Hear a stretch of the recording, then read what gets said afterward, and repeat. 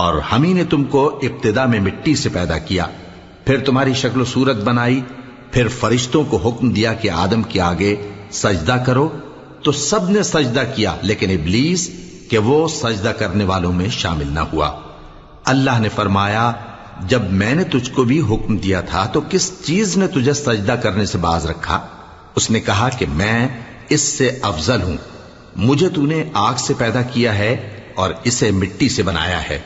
فرمایا تو بہشت سے اتر جا، تجھے شایع نہیں کہ یہاں تکبر کرے، پس نکل جا کہ تو ذلیل لوگوں میں سے ہے۔ اس نے کہا کہ مجھے اس دن تک مہلت عطا فرما جس دن لوگ قبروں سے اٹھائے جائیں گے۔ فرمایا اچھا، تجھ کو مہلت دی جاتی ہے۔